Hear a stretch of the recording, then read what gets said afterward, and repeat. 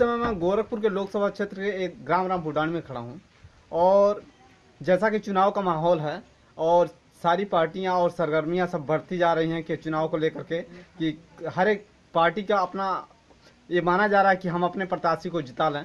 और आज हम जानने की कोशिश करते हैं कि बीजेपी का यहाँ पर गोरखपुर लोकसभा सीट पर क्या हाल है।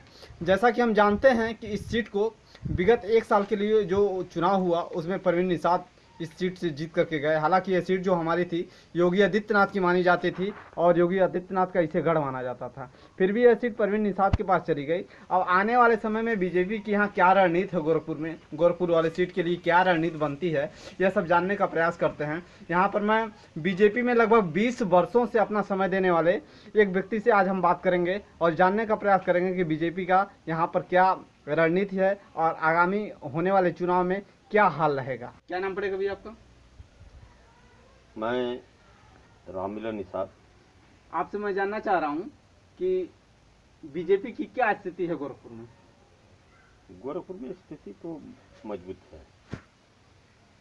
आपको लगता है कि मतलब कि फिर यहाँ दोबारा बीजेपी का शासन मतलब सांसद में लोकसभा सीट में फिर दोबारा यहाँ पर बीजेपी की सीट निकलेगी?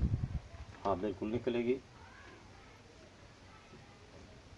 जैसा कि माना जाता है कि गोरखपुर में भी जातिगत रणनीति चलती है यहाँ पर, हालांकि निषाद बाहुल्य क्षेत्र माना जाता है, तो सपा ने अपने जो प्रत्याशी खड़ा किया वो निषाद वर्ग से खड़ा किया उसने, तो क्या इसका भी असर पड़ेगा? नहीं, जब असर पड़ा था तो कुछ लापरवाहियां अपनी तरफ हुई थी और दूसरी तरफ यह है कि माननीय प्रधानमंत्री नरेंद्र भाई मोदी जी और मुख्यमंत्री माननीय योगी आदित्यनाथ महाराज जी के नेतृत्व में जो देश में काम हो रहा है, अभी आगामी पार्टी जो 40 साल सत्ता में रही और इस तरह का जो है विकास काम नहीं हुआ। आज मेरा मानना है कि जो मेरा देश 50 साल पीछे जा रहा था, आज मेरा ये विकास काम को देख करके योगी और मोदी जी की सरकार के कार्यकाल को देखकर आज के टाइम में पूरे विकास कार्य जो हुए हैं और हो रहे हैं, उन विकास कार्यों को देखते हुए जनता के अंदर एक उत्साह है।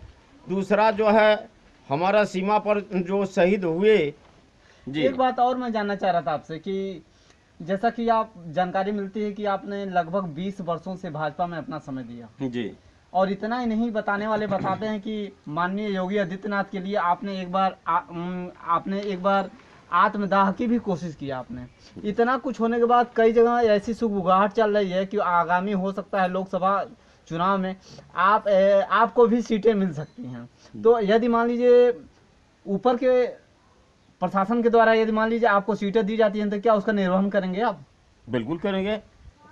चुनाव लड़ने के पक्ष में मैं हूं और चुनाव मुस्तैदी से लड़ूंगा। रहा सवाल कि भारतीय जनता पार्टी के नेतृत्व का और नेतृत्व के लोग जो निर्णय लेंगे उसको मैं स्वीकार करूंगा, चाहे मुझे टिकट मिलेगा तो भी और नहीं टिकट मिलेगा तो जिसको भी टिकट मिलेगा उसका खुल करके मैं मदद करूंगा।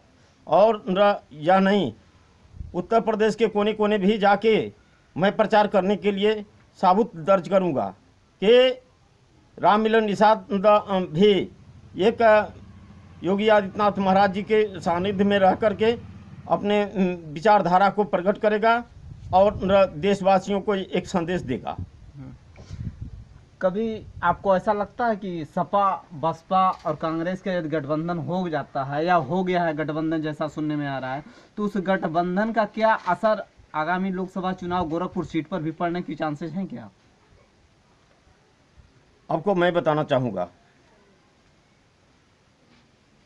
जो गठबंधन हुए हैं वो गठबंधन का कोई पर्सनालिटी नहीं है। एक दूसरी चीज़ यह है कि जनता को विकास चाहिए और जनता को चेहरा चाहिए। कौन देश को नेतृत्व में ला सकता है और विकास काम करा सकता है, तो पहले तो इनके ऐसा लगता है कि जैसे अगर परवीन निषाद लड़ते हैं चुनाव लड़ते हैं, तो क्या निषादों का वोट जैसा वो मानते हैं कि निषाद का पूरा वोट हमारा है? क्या ऐसा है क्या कुछ? नहीं, इस तरह का कुछ नहीं है।